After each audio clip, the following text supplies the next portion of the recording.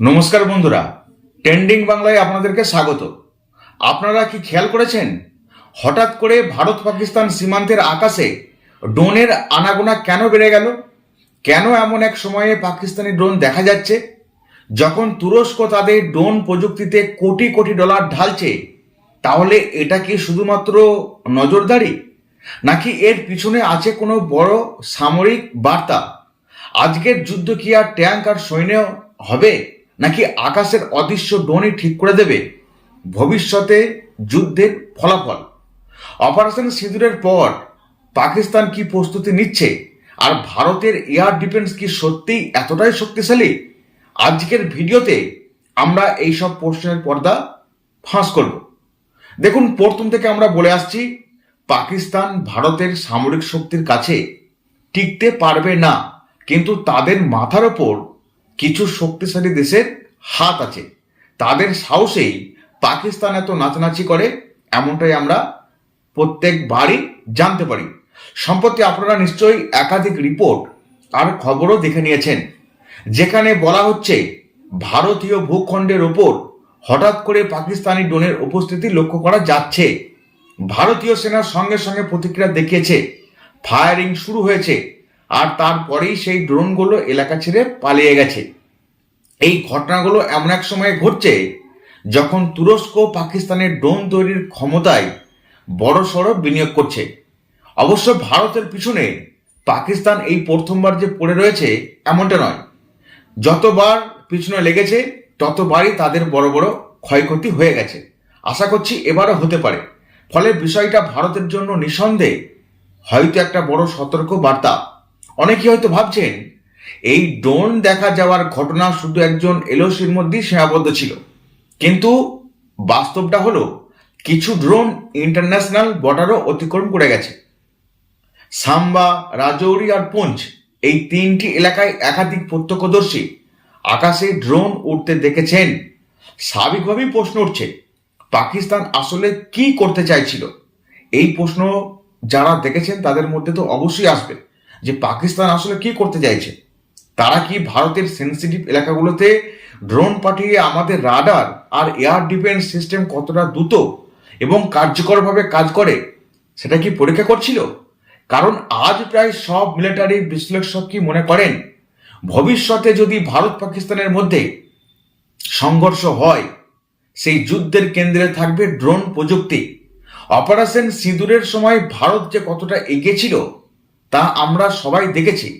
চাইলে তখন পাকিস্তানের ওপর আরো বড় আঘাত আনা সম্ভব ছিল, কিন্তু সেই সীমিত সংঘর্ষের পর যে বিরতি এসেছে সেটাকেই কাজে লাগিয়ে পাকিস্তান আবার তুরস্কের সঙ্গে ড্রোন পার্টনারশিপ জোরদার করছে। আমরা প্রথম থেকে দেখে এসেছি যেটা পাকিস্তানের মধ্যে কোনো পরিবর্তন এখনো আসেনি।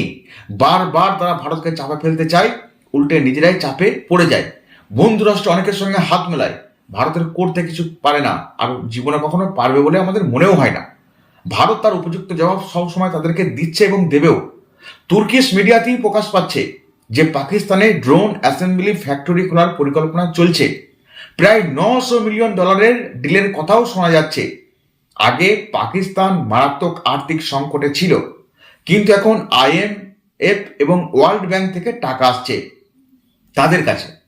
আন্তর্জাতিক স্তরেও তাদের অর্থনৈতিক শ্বাস নেওয়ার জায়গা তৈরি হয়েছে। ফলে সেই অর্থের বড় অংশ যে প্রতিরক্ষা খাতে খরচ হবে সেটা তো আমরা বুঝতেই পারছি। তাদেরকে যেভাবে সামরিক সহযোগিতা করা হচ্ছে সেই জন্যই তারা দিন দিন শক্তিশালী হয়ে যাচ্ছে। এই ড্রোনগুলো মূলত ভারতের বিরুদ্ধেই ব্যবহার করার জন্য, সেটা আমরা বুঝতে পারছি। কিছু সপ্তাহ আগেই ভারত অপারেশন সিঁদুরে দেখিয়েছে কিভাবে লাহোর থেকে উৎক্ষেপণ করার তুর্কিশ ড্রোন মাঝ আকাশেই নিষ্ক্রিয় করা গিয়েছিল। সেই ড্রোনটির লক্ষ্য ছিল পাঞ্জাবের একটা এয়ারফোর্স বেসেতে। ঘটনাটা তখন গোটা বিশ্বে আলোড়ন তুলেছিল, কিন্তু এটা ধরে নেওয়া ভুল হবে যে ভবিষ্যতে পাকিস্তান একই ভুল বারবার করবে। বরং তারা আরো বেশি সংখ্যায় আরো আক্রমণাত্মক ড্রোন, বিশেষ করে কামিকাজে বা সুইসাইড ড্রোন প্রস্তুত করবে। কেননা তাদেরকে বিশ্বাস করা মানে নিজেকে ঠকানো। এই ধরনের ড্রোন নিজেরাই বিস্ফোরিত হয়ে টার্গেটের সর্বোচ্চ ক্ষতি করার জন্য বানানো হয়। তাই এগুলো আটকানো তুলনামূলকভাবে কঠিন। তবুও বাস্তবতা হচ্ছে অপারেশন সিঁদুরে ব্যবহৃত অনেক পাকিস্তানি ড্রোন এবং মিসাইল প্রায় অক্ষত অবস্থায় উদ্ধার হয়েছিল, যা তাদের প্রযুক্তিগত অপারেশনাল দুর্বলতাকে আমাদের সামনে এনে দিয়েছে। 11ই জানুয়ারি 2026 সন্ধ্যাকালীন সময়ে যে ড্রোনগুলো পাকিস্তান দিকে ধেয়ে এসছে সেগুলো ভারতীয় সিস্টেম সঙ্গে সঙ্গে তাদেরকে শনাক্ত করেছে এবং তাৎক্ষণিক একটা প্রতিরক্ষামূলক ব্যবস্থা নেওয়া হয়েছে। পাকিস্তান চাইলেও কিছু করতে পারবে না। তাদের শক্তি ভারতের শক্তির কাছে বারবার ফেল প্রমাণিত। এখন সেই এলাকাগুলোতে সার্চ অপারেশন চলছে, যাতে কোনো ড্রোন ভেঙে পড়ে থাকলে সেটা তাড়াতাড়ি উদ্ধার করা যায়। এই পুরো ঘটনা প্রবাহ থেকে একটা ইঙ্গিত পাওয়া যাচ্ছে, পাকিস্তান ভারতের এয়ার ডিফেন্স এবং অ্যান্টি ড্রোন সক্ষমতা কতটা শক্তিশালী সেটা হয়তো পরীক্ষা করছে। ভবিষ্যতে নৌবাহিনীকে ব্যবহার করেও এমন চেষ্টা হয়তো হতে পারে। পাকিস্তানের বর্তমান সামরিক কৌশল স্পষ্ট করে দিচ্ছে যে তারা তুলনামূলকভাবে কম খরচের অস্ত্র হিসেবে ড্রোনের ওপর বেশি নির্ভর করতে চাইছে, আর এই ক্ষেত্রে তুরস্ক তাদের প্রধান ভরসা। তবে ভারতের অবস্থানও পরিষ্কার। লেফটেন্যান্ট জেনারেল মনোজ কাটারিয়া সম্প্রতি বলেছেন, পাকিস্তানের না আছে সেই সাহস, না আছে সেই ক্ষমতা যা ভারতের সঙ্গে পূর্ণাঙ্গ যুদ্ধ চালানোর জন্য দরকার।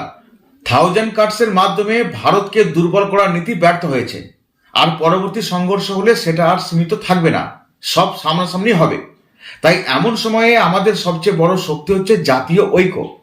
ধর্ম, জাত, ভাষা বা অঞ্চলের নামে বিভাজনের ফাঁদে পড়া একদম চলবে না। সোশ্যাল মিডিয়ায় ভুয়ো অ্যাকাউন্টের মাধ্যমে বিভ্রান্তি ছড়ানোর চেষ্টা চলছে, কিন্তু আমাদের সেখানেও সচেতন থাকতে হবে। আর ড্রোন সংখ্যার দিক থেকে যদি তুলনা করা হয়, আনুমানিক হিসেবেই দেখা যাচ্ছে ভারতের কাছে পাকিস্তানের তুলনায় বহু গুণ বেশি উন্নত ড্রোন রয়েছে। বিশেষ করে MALE ক্যাটাগরিতে ভবিষ্যতে এই ব্যবধান আরো অনেক বাড়বে, কারণ ভারতীয় প্রাইভেট সেক্টর দ্রুতগতিতে ড্রোন প্রযুক্তিতে এগিয়ে চলেছে। সব মিলিয়ে একটা কথাই পরিষ্কার, ড্রোনের দৌড়ে ভারত শুধু এগিয়েই নেই, বরং ভবিষ্যতে এই ব্যবধান আরো কয়েকশো গুণ বড় করার পূর্ণ ক্ষমতা রাখে। সব দিক থেকে বিবেচনা করলে একটা বিষয় আজ একেবারে পরিষ্কার, ভারত ও পাকিস্তানের মধ্যেকার ভবিষ্যৎ সংঘর্ষ আর আগের মতো হবে না। সীমান্তে শুধু সৈন্যর মুখোমুখি অবস্থান, আর্টিলারি, সেলিং কিংবা ট্যাঙ্কের লড়াইয়ে বিষয়টা শুধুমাত্র সীমাবদ্ধ থাকবে না। যুদ্ধের চরিত্র বদলে গেছে, আর সেই বদলের কেন্দ্রে আছে ড্রোন প্রযুক্তি। সাম্প্রতিক সময়ে সীমান্তে পাকিস্তানি ড্রোনের উপস্থিতি কেবল একটা বিচ্ছিন্ন ঘটনাই নয়, বরং একটা বৃহত্তর কৌশলের অংশ। পাকিস্তান যতই কৌশল দেখাক, ভারতের কাছে কখনোই তারা পেরে উঠবে না। অবশ্য ভারতকে তারা সবসময় শত্রু ভাবাপন্ন হিসেবেই দেখে আসছে। এটা তাদের দুর্বলতা, তাদের ব্যর্থতা। এমনিতে পাকিস্তানের আভ্যন্তরীণ অবস্থা মোটেও ভালো নয়। পাকিস্তান বুঝে গেছে যে সরাসরি সামরিক শক্তিতে ভারতের সঙ্গে পাল্লা দেওয়া তাদের পক্ষে মোটেও সম্ভব নয়। আগেও পারেনি, ভবিষ্যতেও পারবে না, এখনো পারবে না। তাই তারা এমন প্রযুক্তির দিকে ঝুঁকছে যেটা তুলনামূলকভাবে কম খরচে বেশি ক্ষতি করার সম্ভাবনা তৈরি করতে পারে। ড্রোন সেই সুযোগটাই তাদের সামনে এনে দিয়েছে, কিন্তু তাদের পরিকল্পনা বাস্তবে কি রূপ নেবে? ভারত বর্তমানে যে শক্তিশালী জায়গায় অবস্থান করছে সব দিক থেকে, পাকিস্তানকে রণকৌশলে যখন তখন চাপে ফেলতে পারে। পাকিস্তানের এই কৌশল অবশ্য আজকে নতুন নয়। অতীতে তারা সন্ত্রাসবাদকে হাতিয়ার করে হাজার কাটে রক্তক্ষরণ নীতিতে চলে ভারতকে দুর্বল করার চেষ্টাও করেছে, কিন্তু সময়ের সঙ্গে সঙ্গে সেই পদ্ধতি কার্যত ব্যর্থ হয়েছে। আন্তর্জাতিক মহলে পাকিস্তানের মুখোশ খুলে দিয়েছে, আর ভারত নিজের কূটনৈতিক এবং সামরিক অবস্থান আগের যে কোনো সময়ের তুলনায় অনেক শক্ত, তারা অনেক পরিণত। এই পরিস্থিতিতে পাকিস্তান নতুন একটা পথ খুঁজছে, আর সেই পথের নাম হচ্ছে ড্রোন। তুরস্কের সঙ্গে ঘনিষ্ঠতা বাড়ানো, ড্রোন অ্যাসেম্বলি ফ্যাক্টরি খোলার পরিকল্পনা এবং বিপুল অঙ্কের ডিল, সব মিলিয়ে এটা স্পষ্ট যে পাকিস্তান ভবিষ্যতের যুদ্ধকে প্রযুক্তি নির্ভর করতে চাইছে। তাদেরকে আরো কিছু দেশ সাপোর্ট করছে অর্থনৈতিক দিক থেকে এবং উন্নত প্রযুক্তিগত দিক থেকে। ভারতের নিজস্ব প্রযুক্তি বর্তমানে অনেক উন্নত, পাকিস্তানের প্রযুক্তি সেই জায়গায় কিছুই নয়, কত সাহায্য নেবে। ভারত পাকিস্তানের জন্য একাই 100। কিন্তু এখানে একটা ভুল ধারণা কাজ করছে। পাকিস্তান ধরে নিচ্ছে যে শুধুমাত্র ড্রোনের সংখ্যার উপর ভর করে তারা ভারতের এয়ার ডিফেন্স আর সামরিক প্রস্তুতিকে চ্যালেঞ্জ জানাতে পারবে। এটা তাদের যে কত বড় ভুল বোঝাবুঝি তারা নিজেরাও জানে না। আসল কথা হলো, যুদ্ধ কেবল সংখ্যার কোনো খেলা নয়। প্রযুক্তির মান, অপারেশন দক্ষতা আর ইন্টিগ্রেটেড ডিফেন্স সিস্টেম এবং রিয়েল টাইম সিদ্ধান্ত নেওয়ার ক্ষমতা, এই সব কিছুর সমন্বয়েই আধুনিক যুদ্ধের ফলাফল নির্ধারিত হচ্ছে। আমরা পৃথিবীর সব দেশেই দেখছি, যেখানে যেখানে যুদ্ধ হচ্ছে, যাদের কৌশল তাদেরই জয়। অপারেশন সিঁদুরের অভিজ্ঞতা সেটা বারবার প্রমাণও করেছে। পাকিস্তান যেসব ড্রোন এবং মিসাইল ব্যবহার করেছিল তার বড় অংশই হয় মাঝ আকাশে নিষ্ক্রিয় হয়েছে, না হয় অক্ষত অবস্থায় উদ্ধার করা হয়েছে। এর মানে শুধু প্রযুক্তিগত দুর্বলতাই নয়, অপারেট করার ক্ষেত্রেও বড় ঘাটতি তাদের রয়েছে। তাদের দুর্বলতা ভারতের সব জানা আছে, তারা নিজেরাই জানিয়ে দিয়েছে। এক কথায় বলতে গেলে ভারতে তারা কিচ্ছু করতে পারবে না। ভারতের দিক থেকে দেখলে ছবিটা সম্পূর্ণ আলাদা।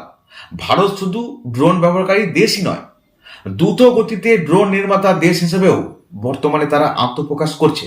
ভারতের বর্তমানে অনেক প্রযুক্তি এগিয়ে যাচ্ছে।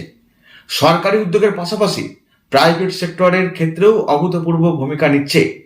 নজরদারি থেকে শুরু করে আক্রমণ, এমনকি দীর্ঘ সময় আকাশে থাকার ক্ষমতা সম্পন্ন ড্রোন, সব ক্ষেত্রেই ভারতের সক্ষমতা ধারাবাহিকভাবে দিন দিন বেড়েই চলেছে।